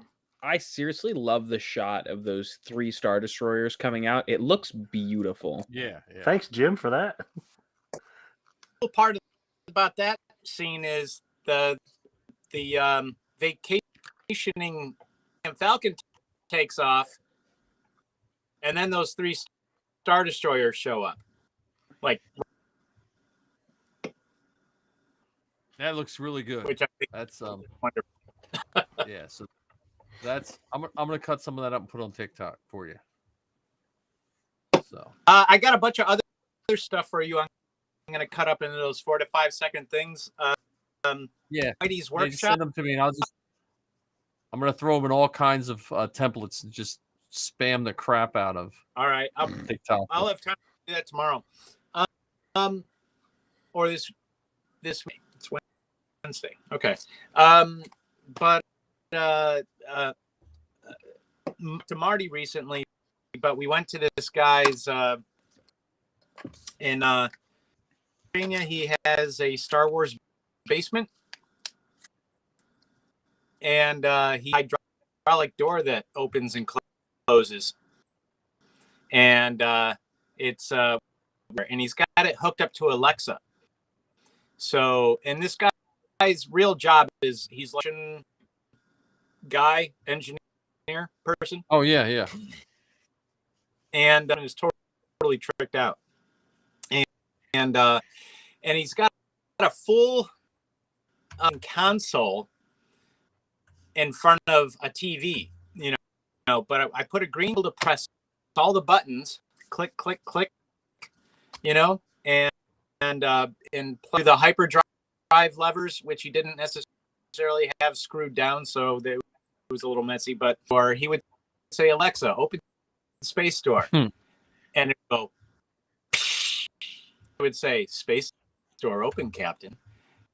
Alexa, close the space door. Totally cool. We played with that thing for like an hour and a half. Yeah, his stuff is nice. Like he just made the charges that were on the Banthas from The Mandalorian. Did you see those, John? Yeah. Oh, yeah. His name, let me see on Facebook. Let me see if I can. His stuff is phenomenal. Like I feel like I live in a trash house when I see his stuff. Well, you got your Dejeric table now. I don't know, man. I just want to throw my Dejeric table in the trash when I see his stuff. No, I'm trying to get him to come out field on the 25th. Cool. Yeah, I'll have to figure out his name. But And, it's like Star Wars Room Builder or something like that. Well, that's the club. Yeah. But I forget his name. His name is David White, and his YouTube thing is Whitey's Workshop. Ah, that's what it is. Yeah. Yeah, he seems like a really nice guy, and his stuff is beautiful. Oh, he's nice. We were only supposed to be there for a couple hours, and his wife was in. She was complaining to somebody on the phone. It's like, "Where's David?" Well, he's playing Star Wars. Listen, if you let your husband build a Star Wars basement, you pretty much lost your right to complain. I mean, you kind of have to, but that was a COVID project. That's cool. Yeah, I'm sorry, go ahead. No, I was going to say that's my basement wouldn't have got done if it wasn't for COVID. So it just, I needed somewhere to teach that I wouldn't freeze. So I was like, well, I better insulate this.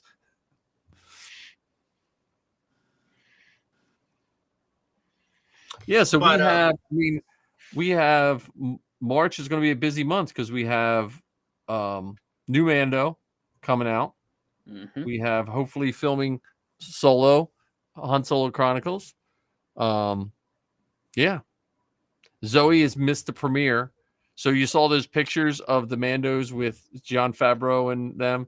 The Mando Mercs called Zoe the other day and said, "Hey, do you want to come to the premiere?" And she's like, "I'm in Pennsylvania now." She was so upset. So in California. That's so unfortunate. Yeah, so she missed out on that, SoCal. The SoCal costuming groups get some good things, and they liked her, Sabine. So she missed out on the Mando premiere. I felt bad for her, but she still got a better life in Star Wars than I do. So yeah, it'll be fine.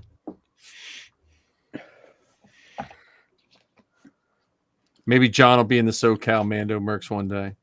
I'm hoping so. Well, maybe not the Mercs, but I'll take the SoCal Garrison. So, yeah, that was a good trailer, Matt. And we will share those with us. Yeah. And we'll reach out and see if we can get more troopers. I got to talk to Chris Freed before he moves. I'd love him to bring his Death Trooper. Oh, yeah. Because he's like taller than Vader in real life. And then you throw him in that Death Trooper. And it's big.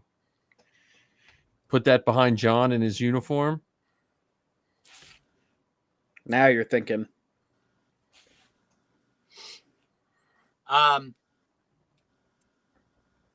Yeah, I'll have to pencil down these extra ideas so we make sure we make, because remember, this was down, so that's what killed us the first day was sun not staying out. So, but that list together of exactly what we got to get. Well, you should ask.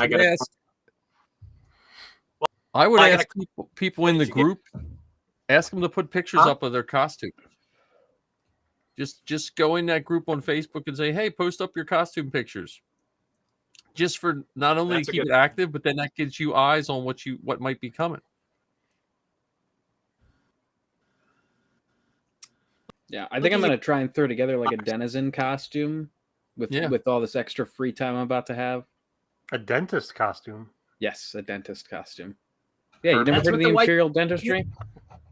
Well, I have this Sabine jetpack that I'm not going to use that is going to get. I have tons of gold and copper spray paint, so I think I'm going to paint it up like the Rocketeer. There you go. And then just drill a bunch of holes and put a bunch of rivets in it. That'll be exciting. And then we'll toss you off the nearest roof and Yeah. Oh no, I was just gonna make it for like a bounty hunter, like a bounty hunter-ish. I'm just trying to clear out all these projects because I need room for my seating and my Dejeric. John and I have offered to help out. what's this cleansing you're going through? You're getting rid of a bunch of stuff. What's just little stuff, nothing big. Because like I don't want any collectibles displayed on the side where the Dejeric table is. I want it to look like you're sitting in a. It's not going to look exactly like the Millennium Falcon, but I want it to look like a freighter inside of a freighter ship. So anything that sits around there has to be a prop. So like if a gun has to hang on the wall or a helmet, it's going to look like it's there for a reason. Yeah. Is the couch around the what's the couch itself? I got to make that. That's my next thing I got to build, and I have to build the comm table that Han sits at. Because you could put all kinds of drawers, to hide your stuff. Yeah, but I don't want anything anymore. Maybe it's my age. I want everything on display. Oh, okay. Like if I don't have room to display it, then I have to rethink it. So it's probably going to be mainly Funko Pops because they're just like, I think they multiplied when I turned the lights off. I have sets of Pops that I didn't even realize I had. So. Well, you shouldn't store them close together. I mean, come on. I know. Well, Have you seen Toy Story? Were you feeding them after midnight? Yes, I was. My most hated Funko Pop is the Han Solo and Chewie because it spoiled the movie for me. It came the day I was going to see Solo, and it had Han Solo chained to the muddy Chewie. So it showed how they met. And it infuriated me. Oh, I thought it had a hole in the chest. No. Well, here, you guys might dig this. As far as display items here, in the office, there's a little of that. Hello. Yep. There you go. Can you see? With the, I had a couple of posters made. Nice. There's this business, and then of course the Lambda shuttle, which was I was gonna before I found the VFX guy, I was gonna blow. It's got the little lights on it. You could still blow it up just for the fun of it. Good, and I have another one that he gave me that's landing position. That's what I was going to Matt Haslam for in California. That's kind of been a cheerleader because I was asking him on advice on how to blow it up. Besides just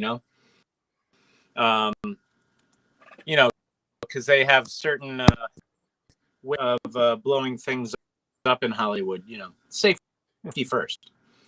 Of course. Because they like put all kinds of tiny bits in there, and it's a much more of a controlled. And you just put the camera at a high frame rate, and it's all slow mo. And you gotta shape different parts off so it blows up the way you want it to. Little bits of one half coming off, and then there's a whole. It's a real art. Well, John was wondering when you were gonna get that red and white guitar out so you can play our opening theme song for us. Yeah. Or do you know the songs to the solo song? That you got to know the words to that. What's the Anthony? We don't know what we're doing, Anthony. Song. Anthony said he has no clue how we talk so long without getting boring and repetitive. That's the best. Can we put that as a quote? They're not boring and repetitive. That can be our new tagline.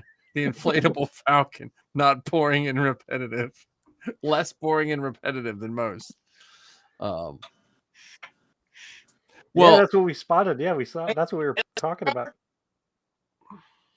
Yeah, that's a beauty. Yeah, it's the Eddie Van Halen 1984 guitar. It makes noise. All right, we're going to hear Han Solo in concert. Halen. You want something? Yeah. Come on.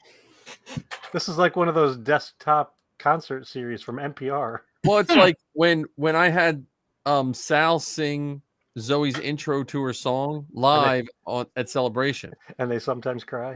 Yeah, he sung it live. That was like that brought me goosebumps because I hear that all the time, and then to hear it live, as silly as it may sound.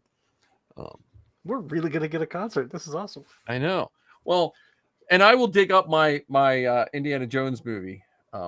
And I thought you were going to say it doesn't have any sound, so we should play it, and you guys can do the voice. One of you can do the voice, and one of you can do the Foley artist.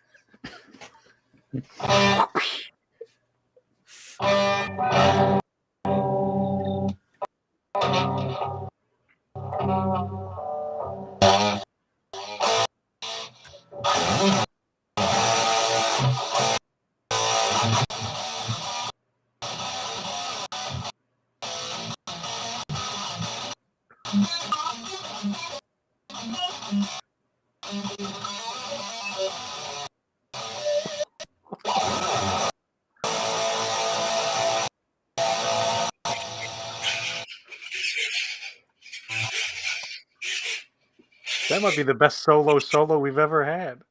Yeah, solo with solo. Hey, something. He shreds, man.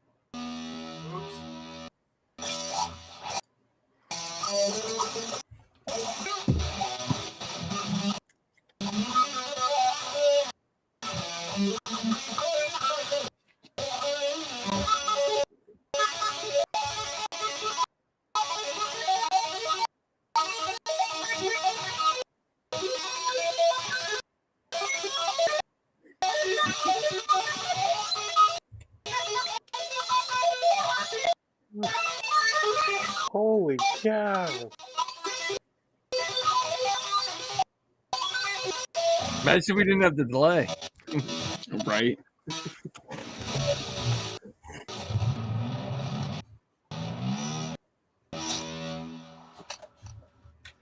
So earlier, Matt was talking about his connections to George with the process of how the movies all came together. I just want to pause right here and make the connection between Matt and Richard Edlund. Do you guys know a little bit of the story behind Richard Edlund? Isn't that the Pig Nose? Richard Edlund was one of the gentlemen who was involved in the creation of the Pig Nose amp. So you are staying true to the tradition of makers of Star Wars, not just being creative, but from a movie standpoint, but being creative from a musical standpoint. So you get George and Richard combined in one. That's awesome. I was just thinking it's the captive.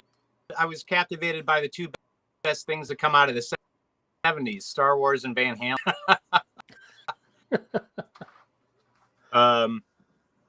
But you know, fingers are cold. But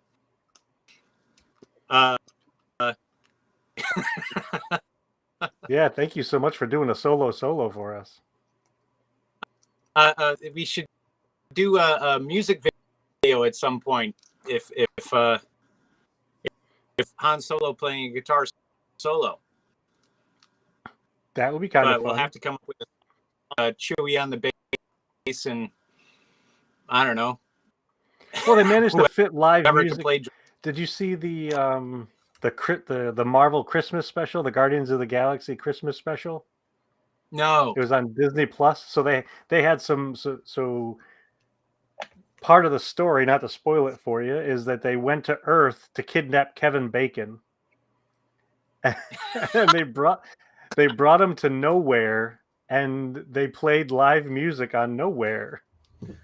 So live music was part of the Marvel universe, and we know that they had the Cantina Band and all that sort of stuff. Was it on Disney Channel or Netflix? Disney Plus. And I'll get the title for you. Well, it's the Guardian, right? Or something. Let me see if I can find the actual full. Oh, it is called the Guardians of the Galaxy Holiday Special, and it's right on Disney Plus. Is Mike frozen, or is he just making that face? He's definitely frozen. He has made some comment and said he might have to come back on, which I don't know if it's going to kick all of us off when that happens. It shouldn't, because we've had that problem before. Okay. However, while we're waiting, I may as well take a good old screen grab of that. I'm glad he froze with a smile on his face and not in an awful grimace or something like that. Well, that'll like still giant Scrooge that's frozen in the basement.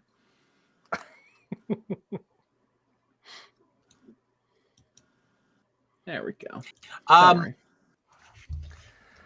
Yeah. So John, bring your officer uniform down, man. Maybe we could. Yeah, I think I'm gonna bring a couple costumes, just if anything, for picture's sake. Yeah, I'll bring Kennex with me this time. All right, I'll bring Kennex with me again.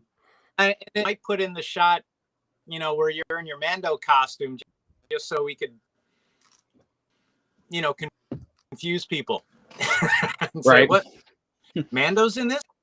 What? Whether it ends up in there or not. But I was thinking that officer would be really good, like after everybody's dead.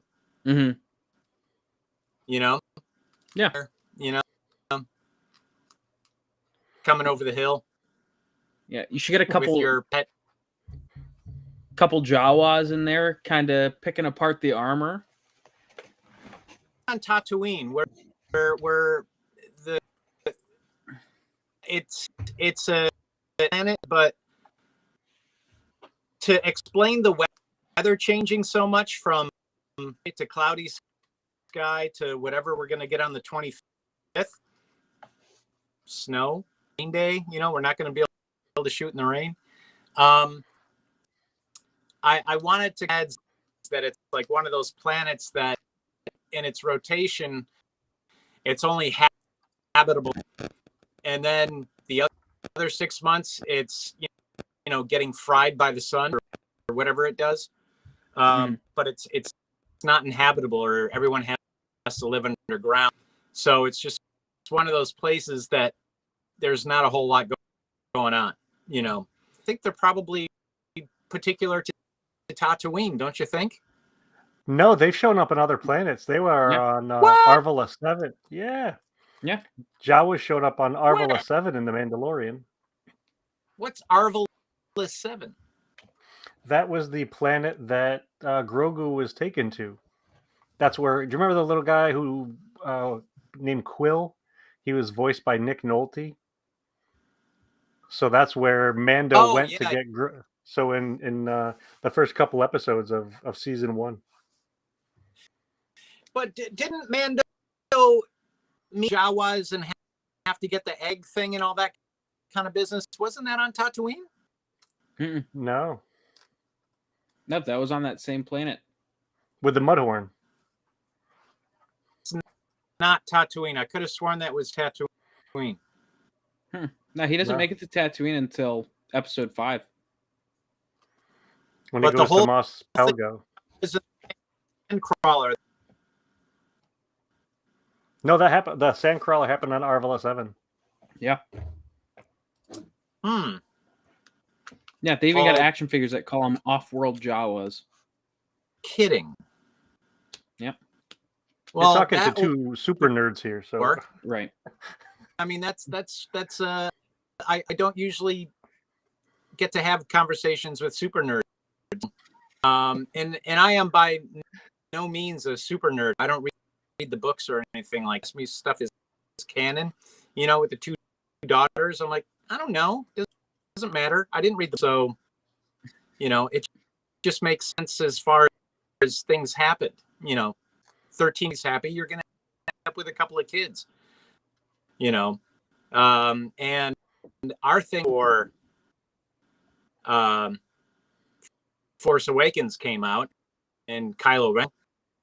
So, you know, now we have to because Han Solo Chronicles is older than Force Awakens technically. So a lot of those stories and plot points were all in before Force Awakens came out. And well, maybe that's something that you can play up. You can play up that as part of a legendary story. Yeah. And Ben Solo's, you know, when people say, well, where's it crazy kid camp now, I guess, you know,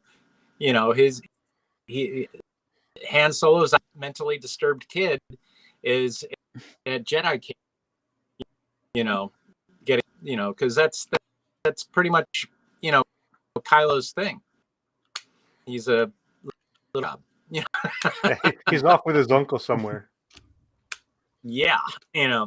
Hey, well, you've got a resident Kylo Ren. If you want to bring him into episode 3, I mean, I'm not shooting my shot or anything, but I'm saying if you need it. No, like I said, if people like episode 1, attention off of 1 and 2, I don't see why we shouldn't make a 3. If people shit on it and they hate it and they don't like it and nobody, you know, wants us to put another thing, that, you know, the incentive might be gone. If people are still excited about it and they want to see more and they want to see, you know, so I'm down, you know, and Star Wars is not that hard to pick apart and make. It's already laid out for us. We're just playing around on the edges, you know. And with that, there's enough creativity, enough shared creativity to make it look as good as what we've put together, what you've put together so far. Well, you know, whether you're talking about the blasters or the costumes or even some of the props. Episode, I actually had to put together the real blaster pounds, you know, and I had to get the real belt, and I had to get the COVID doing was, or before COVID, I was buying all the props because it was supposed to be March 2019 or March 19th to be our first day. And then the lockdowns happened 5 days before we were. And then it got pushed a year to November 6th, 2021 was our first day, I think. Mm-hmm. I spent like 2 years just buying props. You know, I think I spent like $2,000 just between the, you know, the insignias, the blaster. I put the blaster bits for about $500. Because just to buy it outright was gonna, you know, So I bought the BB gun, and then I bought the metal parts from Facebook and sawed off the nose, and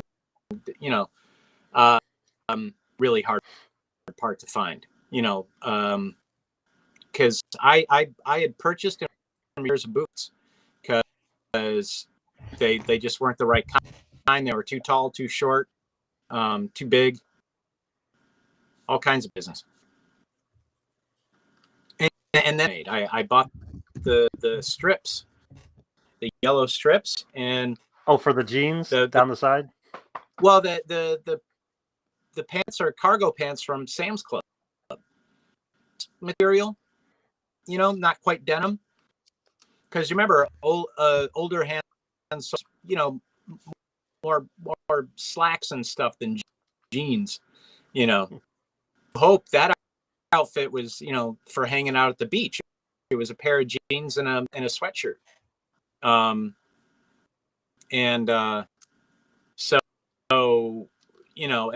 Return of the Jedi, how he's a little bit more sophisticated. He's wearing grown-up clothes now. Stuff with and you did some wonderful other props, like the ray shield generator and everything. You did some great stuff there with that modified flashlight lantern and stuff. Yeah, that's the one. There you go. Yeah, I mean, I saw these at Sam's Club, and I'm like, what? So, and it does this thing, and a bunch of guys use this stuff, I mean, it looks like a claymore or a shield or something, Yep. And you get 3 of them for 28, and you're off to the races. So, anyway, you guys got any about what's coming up?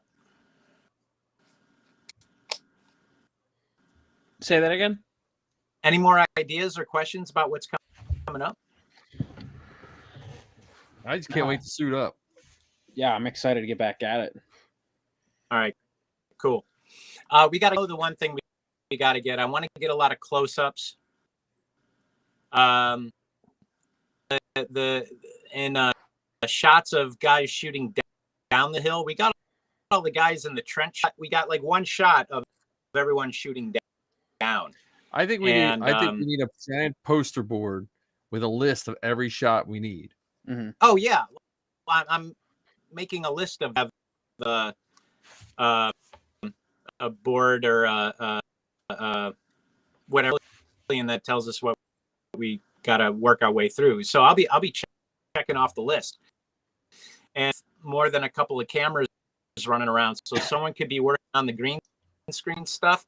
We could have 2 or 3 cameras on the hill, tight shots of the battle stuff, and then I got to reshoot Han and Chewie,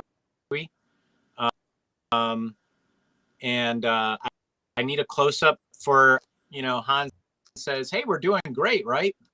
Boom, because we're set up on long shots, Do you have Ned scheduled to be out on set with you this time around? Yeah. He should be, and Jeff is going to come down from Rochester. So we'll have plenty of cameras and stuff. And hopefully the weather will agree with us. I'm really hoping for that it looks really awesome. And snafus on the first couple of shots that we need, like there's a hair in the lens, and we've had a hard time trying to pencil it out on some shots, but I instead of killing our set, I'd just shoot it over. Plus I want to get a little binocular shot of what's going on with the guys at the shuttle and stuff like that. And I got a little binocular prop I can use for that, like a tiny thing, nothing too big and bulky. Hanging around here somewhere. I think it's in the pocket in the uniform. But But it sounds like you just got like a nice little, list. huh? It sounds like you got a nice list of things to get together for that the next shoot we're Still, gonna do. yeah, it's all in my head still. I still got to put it on paper and very soon. Yeah. Now, Matt, I have a question that we had kind of kicked around, and I kind of wanted to get your input on it. What do you think about doing like behind the scenes stuff, like us doing like a little thing, like interviewing cast and crew and whatnot? Yes. I mean, we but as much as you guys can get, instead of talk to each other, ask each other questions.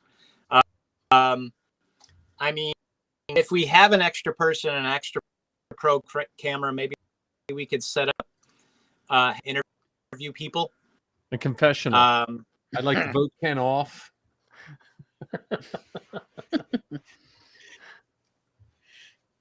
What? He's gonna do it like what is it? Not Adventure Island. Survivor. Yeah, Survivor. He's gonna vote me off the island. Like to vote Ken off the island and take his boomstick. No, we're just gonna dig a hole and bury it. But also, people could interview each one, and then maybe we can gather the footage, or if one that likes to edit, they could do their own take on that. But with our main folks, it'd be great to, take maybe if kind of describing, because I'd like to do myself and Mike and Marty and Dan and just everyone involved, and like a real interview setup that we would probably shoot at Marty's and do a Q&A. So because if you shoot a good looking interview, if all your B-roll is just kind of guys standing around waiting to do something and putting on armor, at least to cut to, and then you could cut to the B-roll of people walking and having fun, and then cut the finished scene in with it, where you see the shit and how what looks like a bunch of Star Wars on a dirt pile. The next shot you see is the finished shot, kind of like the thing with the shuttle in the background, like a concept shot of what the space that was perfect. We could get Mike to choreograph a stormtrooper dance. Yeah.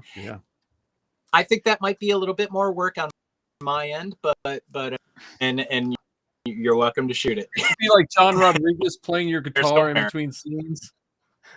Once again, stuff. We still want we don't want to get sucked into we got to get our scenes done, but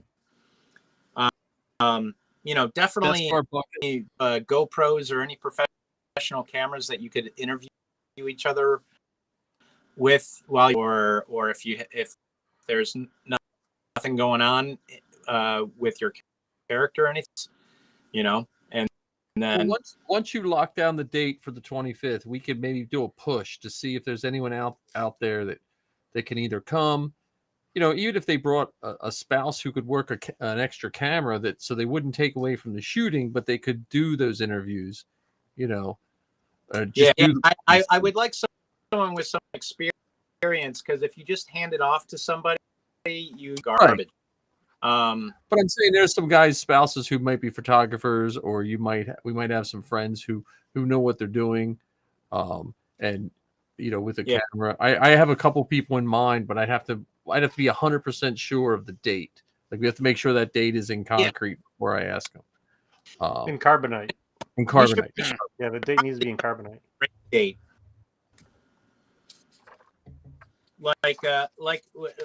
Like something like in May would be, a good idea for a rain date. You just got to watch, because May, like I said, first weekend of May will be out, because that's free comic book day for the 501st. Mm-hmm. And anything around May 4th is that like that's just a, Oh yeah. So what's there? No. Like May 13th or May 20th. Yeah. Okay, cool. And May will probably be a little warm these days. Who could tell? But yeah, who knows? Keep But yeah, I would just the March date, check on that, because the nice thing about the March date is you are going to have less traffic on the trail. You start getting into May, because we always filmed in the off season when you're going to have bikers just going down that trail and riding all over the place. Yeah, you're right. And I'm hoping for colder weather, because I'd rather be hustling when it's 55 degrees out than hustling when it's 80. Right. And again, you're not going to get as many shots if you have to wait for kids to ride their bikes over the mound, Yeah. So everyone's been pretty something to remember. Yeah. I remember. Well, I think those big signs were helpful the first time. Yeah, the signs were helpful. And honestly, as silly as it sounds, if we come up when we're doing any kind of denizen shots, have a couple extra costumes, and if someone's walking by and they're interested, you just have them throw on a background character costume to get the shot done. It's always good to be prepared for something unexpected, and you'll get it. Sometime it'll be easier to get someone to stay out of the scene if you're like, hey, just put this poncho on and stand right here for 5 minutes and shoot the scene. And they won't feel as bad as you saying, hey, can you guys move for a minute? Yeah. Sometimes you waste more time trying to, get the normies to stand still than getting them. Well, you don't have to they don't have to be in frame. They just have to think they're in frame. All right. Look at you, trickster. I teach middle schools, man. It's a bag of tricks half the time. you gotta rank those cats somehow. And also bring your sand. If we have green screen up, I could grab some sand people and stick them in, because I want to populate the streets of Tatooine a little bit. And I still think what's his name, Jawa with a gonk could be the one to take too. If we get Marcus to come with that. With his Jawa gonk. That would be awesome. Because there's that scene where the hotel room to the docking bay. So and there's some street, like when the spy guy shoots the Jawas. I'd like some townies to look over the, So yeah, well, I mean, we got what are we at the? I don't know what the time mark is out. 2 hours. We have a 2-hour show tonight. Which we're thanks for being willing to be with us for so long tonight, man. Yeah, so we will be talking about this hopefully every week, and we'll have to get Matt on Forces Behind Star Wars, and the Beskar Bucket. Yes, absolutely. And anywhere the rambling else, Star Wars fan, rambling Star Wars fan. There we go. And a whole unifying fandom network. Yeah. And then hopefully we'll all fight for exclusive behind the scenes access. Hopefully we'll be doing the same thing at a table at a panel with asking us questions. Well, and that's I think the fan film, the Star Wars fan films are just so nice, because just like charity gives all of us a chance to like keep doing costuming. Like, as much as costuming is fun, if you don't have a reason for it, it can get stale pretty quick. You can only sand so many helmets without anything to do with, and I think the fan films, I'd like to see more. Like I'd like to see short films and long films, long form. And we're happy. I know all the guys had a good time, and that was a long time in armor for the average stormtrooper. So Better you than me. Well, if you don't have to sit down or pee, it's usually okay, you know. Well, that's why I like the Han Solo thing. Could take off anything stuffy. You Yeah.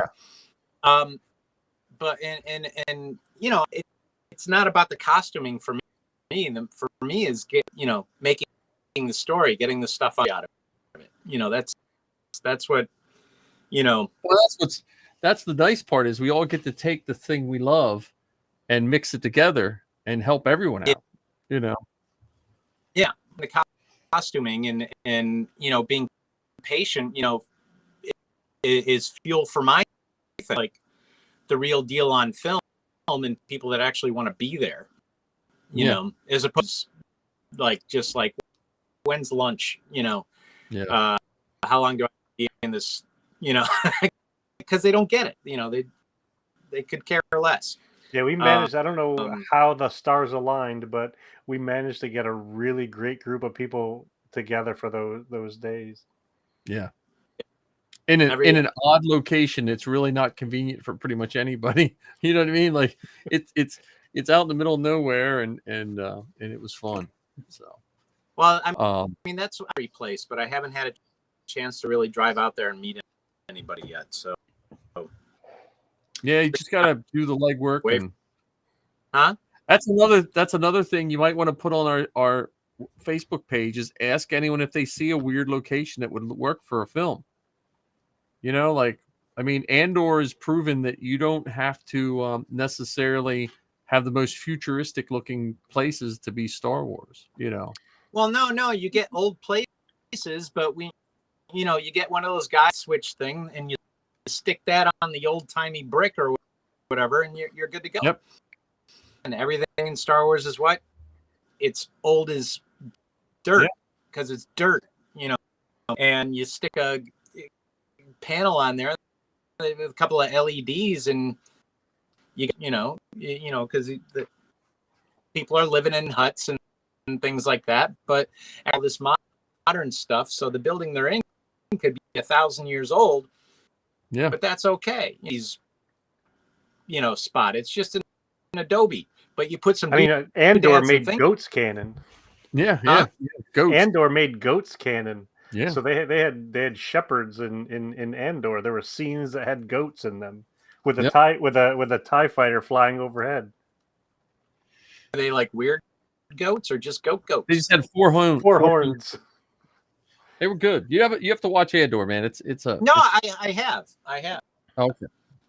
We watch it slightly different than the average person too. We're like, okay, that looks like a tanker vest with a mud trooper arm and a and that flask came from this store and okay, you know, you see this glass? Yeah, this is like in every movie on Netflix.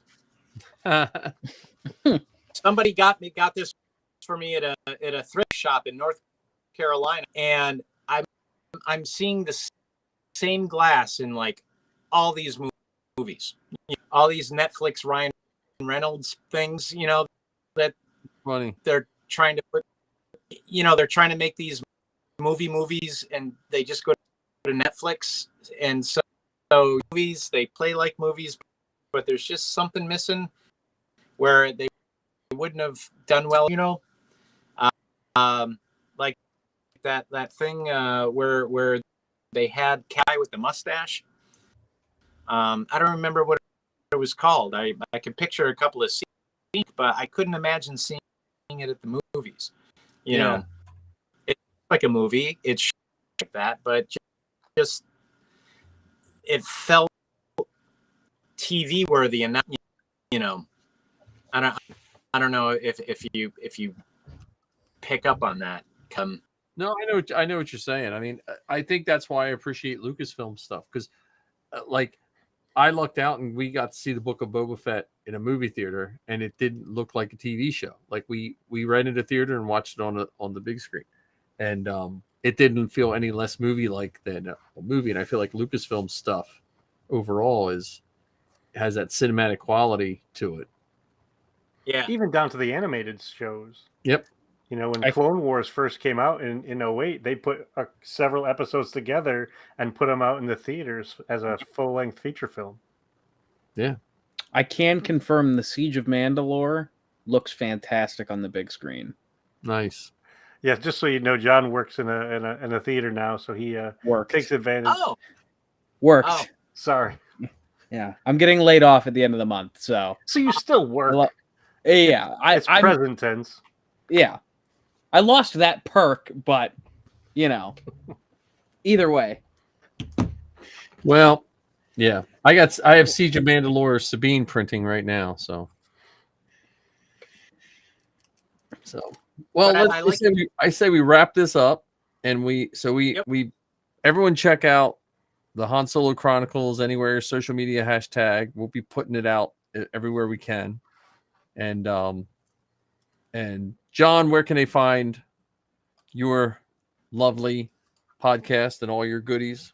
Well, of course, you can always find me here on the Inflatable Falcon every Wednesday. Got to plug our own show, guys. Of course. And of course, the Beskar Bucket as well. I think I plugged that certainly enough. And then John Scalise on TikTok. And then the Beskar Bucket podcast on Instagram. How about you, Ken? Hey, what are you working on? John, did you put any of your Mando shots on TikTok? Some of them. I don't. They're probably a little buried in the feed now. No, I mean the one that we shot. No, I do not have the. You only have the video of that. Oh, yeah. I just have a couple pictures. I'll send you some clips so you can play with them. Okay, sounds good. All right, Ken, where can they find you in all your glory? So when I'm not flying around the galaxy on the Inflatable Falcon with you knuckleheads, I am on the Forces Behind Star Wars, and I'm also on the Rambling Star Wars Fan. And that's if you look for me on the internet, it's all one word: the Rambling Star Wars Fan. .com. I have to update our tags. I'll have to update our tags in here too. And they can find me on Hinton Star Wars Family on TikTok and Instagram. Zoe's podcast, StarWarsGeekGirl.com. And I'm one of the stormtroopers in the Han Solo Chronicles. I'm the really crusty one that's a little thicker than the rest.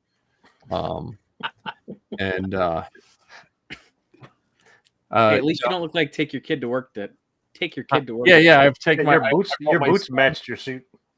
Yeah, and your boots matched both days. Yeah, those cowboy boots, really, man. Trust me, I got real boots this time. I did last time. John's a professional now. Yeah. So thank you everyone for listening. And if you have not checked out the actual inflatable Millennium Falcon, go to Magic Jump, check out their Falcon. It is on sale now. Is it under $9,000 now? It's yes, but that doesn't come with the sandbags. Right. So, but if you want to order that for John, myself, or Ken, yeah, feel free. We'll gladly take it. But I will check out YouTube for the trailers for the Han Solo Chronicles. Yes, and we will be posting it up all over the place too. Thanks again, Matt. And I'm going to play our out this weekend. All right, I'm going to.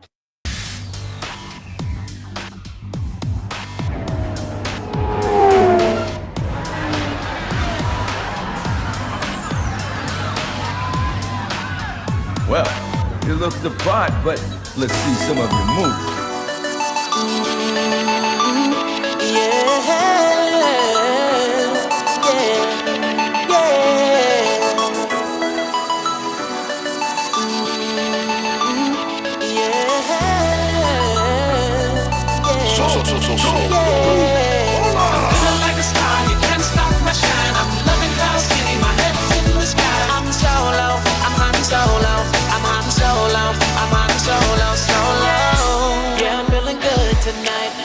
Feeling free and it feels so right. Oh, time to do the things I like.